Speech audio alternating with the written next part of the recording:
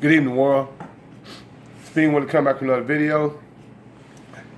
First of all, I want to thank you guys for subscribing to my channel. If you have not subscribed, please hit the subscribe button and also the notification button so you know when I'm dropping another video. And I definitely appreciate the comments, guys. Very, very interesting. I think it's been really these last couple of weeks. The topic of the government shutdown has kind of been saturated all over television, or the television, as well as social media. But I think we don't understand that there's a big reason for that. Okay, that's why if you look at my title, I say the government shutdown is a joke to the corporate America. Because they laughing at us. Remember, the people that are affected by everything right now are poor people and underemployed people. Okay, federal workers. What I'm saying? Yeah, my heart goes out to you, no doubt. But remember, you are employed, and once these guys finish this diversion, you will be going back to work. You will be still putting money into your pension, and hopefully you won't still have that bad attitude that we have to experience when dealing with most federal workers. But I digress. Like I said, most, not all.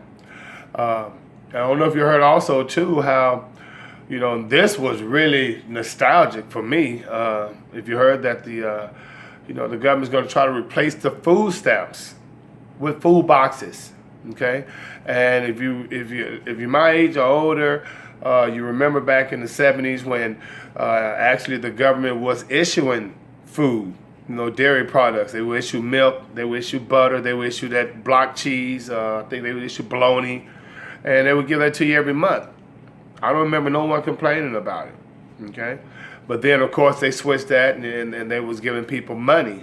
For actually the food stamp coupons, which were purple, orange, all kind of different colors. Man, it was pretty distinctive. So you knew if you was on government assistance and you buying groceries, those that wasn't on government assistance knew you was because of the color of the money that you was purchasing food with. They were food stamp coupons. Okay, then of course they went to the cards, the EBT cards or whatever they call.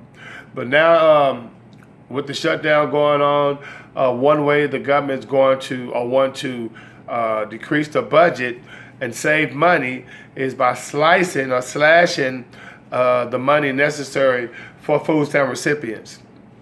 And by doing that, they want to just actually start issuing out food boxes, with most perishable items, canned goods and of the like. So you're not going to have that choice of just going to the store and buying what you want. The government's going to be supplying it for you in a food box. I can't wait to see how that's going to go. Okay, to save money. I think they say it's going to save them, I think 117 million, or I know it's going to be saving like 17 million off the bat. 17 billion, I'm sorry. But that's wild because, they arguing over 5 billion for a wall. I digress. The reason why I say the corporate America is laughing at this whole situation, okay, because just like in 2008 and like all the other times, they get bailed out. But see, you're not hearing it on the news, okay, and how they get bailed out. You heard about the big tax break they received, and how they was going to put the money back into the economy, putting the money back into the business, hire more people, increase wages, all that stuff that was supposed to benefit citizens from the from the tax break. No. What you're not hearing about is all these corporations laying people off. I think you remember in December, GM laid off 15,000. Okay, and of course you had AT&T laid off 3,000. SpaceX and Tesla supposed to lay off another 300 or 3,000. My point is, if you do your research, okay, you'll see that these corporations are laying off people when there should have been a time where, or there should be a time where they should be hiring people, not only hiring people, but increasing wages because of the money they received in tax breaks. But of course, what they did with those tax breaks? They put it back by giving the CEOs raises, stock buybacks, and keeping the money. Okay, they wasn't selling the stuff.